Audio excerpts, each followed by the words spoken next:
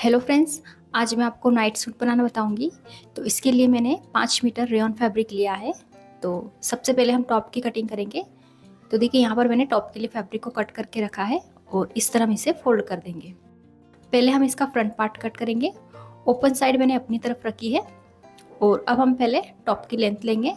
मेरी टॉप की लेंथ है 25 इंच, इसमें प्लस 2 इंच मार्जिन, तो टोटल 27 इंच मैंने टॉप की लेंथ रखी है।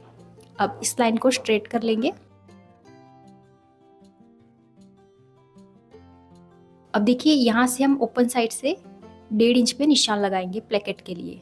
तो इस तरह से 1.5 इंच पे निशान लगा के इस लाइन को स्ट्रेट कर लेंगे।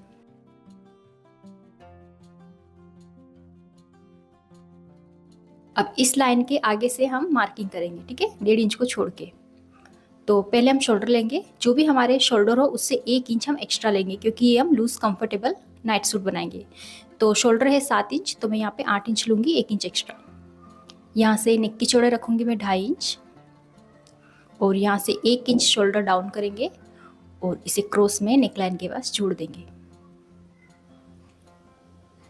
अब यहाँ नीचे से आर्म होल लेंगे। तो जितना हमने शोल्डर लिया है उतना ही आर्म होल लेंगे, 8 इंच, और इन दोनों निशान को ज्वाइन करते हुए स्ट्रेट लाइन बना लेंगे और यहाँ से भी स्ट्रेट कर लेंगे। अब यहाँ पर हम चेस्ट की मार्किंग करेंगे। जो भी हमारी चेस्ट हो उसका चौथा हिस्सा प्लस 1 इंच की लूजिंग। चेस्ट है इसकी 34 का चौथा हिस्सा हो गया 8.5 और इसमें प्लस 1 इंच की लूजिंग, तो हो जाएगा 9.5। तो 9.5 इंच पे मैंने चेस्ट का निशान लगाया।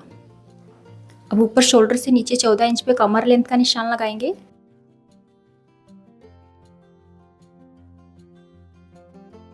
अब यहाँ पर हमें कमर का मेजरमेंट लेना है। जो भी हमारी कमर हो उसका चौथा हिस्सा प्लस 1 इंच की लूजिंग। कमर है इसकी 30 का चौथा हिस्सा होता है 7.5 और प्लस 1 इंच की लूजिंग, तो हो जाएगा 8.5 इंच, ठीक है। तो 8.5 इंच में मैंने कमर का निशान लगाया। अब यहाँ पर हमें हिप का मेजरमेंट लेना है। हिप है इसके 40 का चौथा हिस्सा हो जाता है 10 और प्लस 1 इंच की इसमें लूजिंग, तो 11 इंच पे मैंने हिप का निशान लगाया। अब इन सभी निशान को इस तरह जोड़ लेंगे और साइड में 1.5 इंच एक्स्ट्रा मार्जिन लेंगे। अब यहाँ पर 1.5 इंच पे एक लाइन बना के इस तरह आर्म होल का शेप बनाएंगे। ये हमारा बैक आर्म होल है और 1/2 इंच अंदर से फ्रंट आर्म होल बनाएंगे।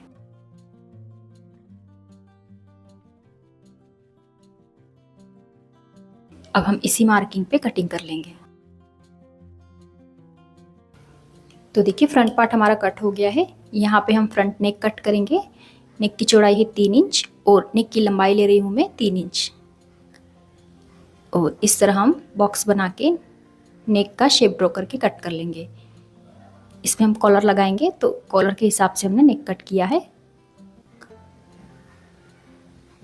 इस तरह से। तो फ्रंट पार्ट हमारा कट हो गया है। अब बैक पार्ट कट करेंगे। तो देखिए इस बचे हुए फैब्रिक को हम इस तरह फोल्ड करेंगे।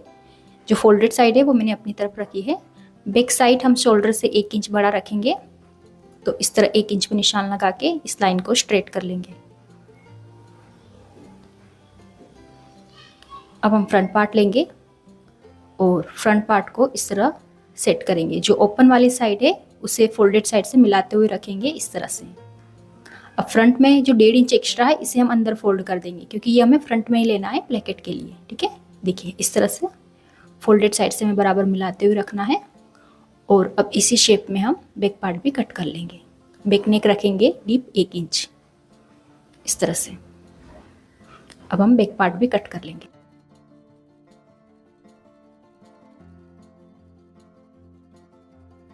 ये देखिए बैक पार्ट को हम शोल्डर से 1 इंच बड़ा रखते हुए इसे कट कर लेंगे। तो ये हमारी कटिंग हो गई है। यहाँ से हम इसका फ्रंट आर्म होल भी कट कर लेंगे। तो देखिए इस तरह टॉप की कटिंग हो गई है। ये बैक पार्ट है और ये इस तरह से फ्रंट पार्ट रहेगा। अब हम इसकी स्लीव्स कट करेंगे। तो फैब्रिक को मैंने इस तरह 4 लेयर में फोल्ड करके रखा है और स्लीव की लेंथ लेंगे। अब तो स्लीव की लेंथ आप अपने अकॉर्डिंग रख सकते हैं। अगर आपको लॉन्ग रखनी है तो लॉन्ग रख सकते हैं या शॉर्ट भी रख सकते हैं, ठीक है।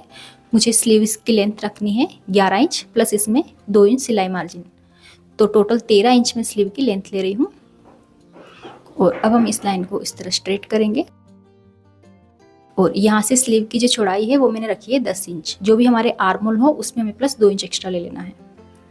अब यहाँ से नीचे 3 इंच पे निशान लगाएंगे।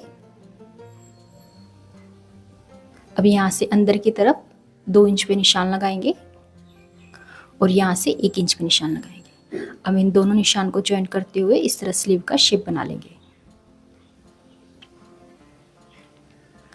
अब स्लीव बॉटम है मेरी 6.5 इंच, इसमें 1.5 इंच मार्जिन, तो टोटल 8 इंच मैंने स्लीव बॉटम रखी है। और अब इन दोनों निशान को जोड़ देंगे और इसी मार्किंग पे स्लीव्स की कटिंग कर लेंगे। ये देखिए इस तरह से। अब स्लीव के सेंटर में एक कट लगाएंगे और स्लीव को ओपन करके इसका फ्रंट आर्म होल भी कट कर लेंगे। तो कटिंग कंप्लीट हो गई है। अब हम स्टिचिंग करेंगे। तो देखिए यहाँ पर मैंने फैब्रिक की 2 स्ट्रेट पट्टी ली है प्लेकेट के लिए, और इन दोनों पट्टी की जो चौड़ाई है वो है 5 इंच और लंबाई है टॉप जितनी। अब देखिए यहाँ से हम 5 इंच पे निशान लगाएंगे और साइड से इस तरह शेप देंगे।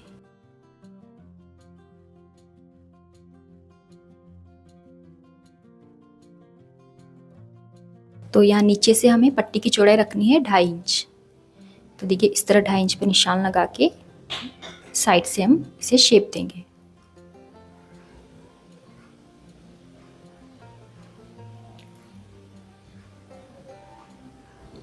इस तरह से। और जो साइड का फैब्रिक है एक्स्ट्रा इसे कट कर देंगे इस तरह से। और देखिए दोनों पट्टी की सीधी साइड मैच करते हुए रखना है। अब हम इस पट्टी को टॉप के नीचे रखेंगे इस तरह से और इसी शेप में नेक की कटिंग कर लेंगे। अब यहाँ आगे से 2.5 इंच पे निशान लगाएंगे अंदर की तरफ और यहाँ पे कट लगा लेंगे। ये देखिए इस तरह से। और देखिए पट्टी को साइड से भी मैंने कट कर लिया था। और अब हम पहले दोनों पट्टी को साइड से डबल फोल्ड करके स्टिच कर लेंगे इस तरह से। तो देखिए दोनों पट्टी को मैंने साइड से फोल्ड कर लिया है और अब हम पट्टी को अटैच करेंगे। आप चाहें तो पट्टी में कैनवास पेपर भी अटैच कर सकते हैं, ठीक है। अब देखिए दोनों पट्टी को हम इस तरह से रखेंगे सीधी साइड, और जहाँ पे हमने 2.5 इंच पे कट लगाया था वहां से स्टार्ट करते हुए नीचे तक स्टिच कर लेंगे।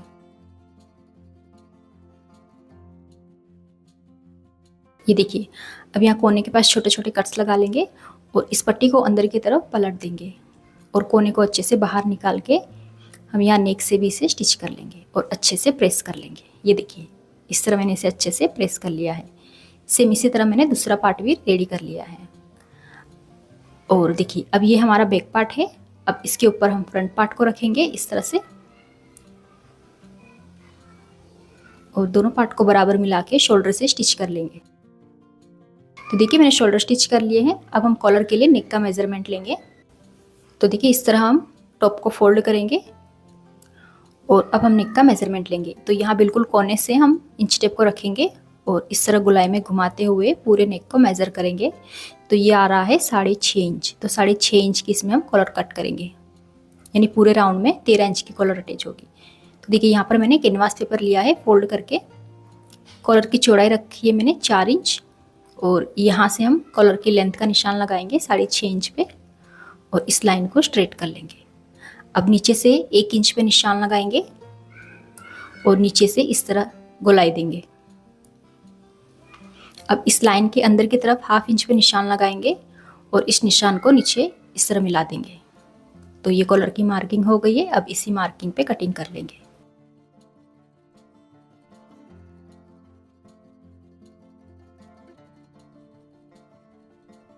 और अब हम फैब्रिक पर भी कॉलर की कटिंग कर लेंगे।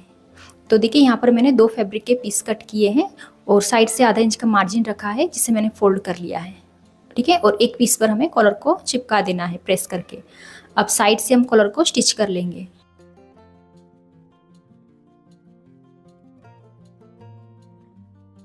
इस तरह से। अब एक्स्ट्रा मार्जिन को कट करेंगे और कॉलर को हम सीधी कर लेंगे और अच्छे से कोने बाहर निकाल के अच्छे से कॉलर को प्रेस कर लेंगे। तो देखिए मैंने कॉलर को प्रेस कर लिया है। कॉलर को सेंटर से फोल्ड करके एक कट लगाएंगे सेंटर में और अब हम इस कॉलर को अटैच करेंगे।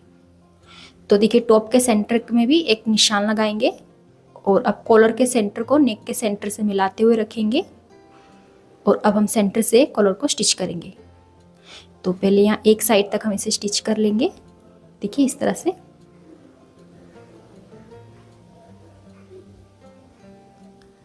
अब सेम इसी तरह हम दूसरी साइड से भी कॉलर को बराबर मिलाते हुए स्टिच कर लेंगे।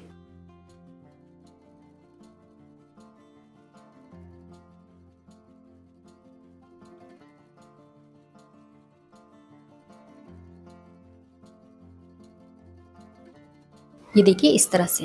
अब जो सिलाई मार्जिन है इसे कॉलर के नीचे दबाएंगे और नीचे किनार से भी कॉलर को स्टिच कर लेंगे।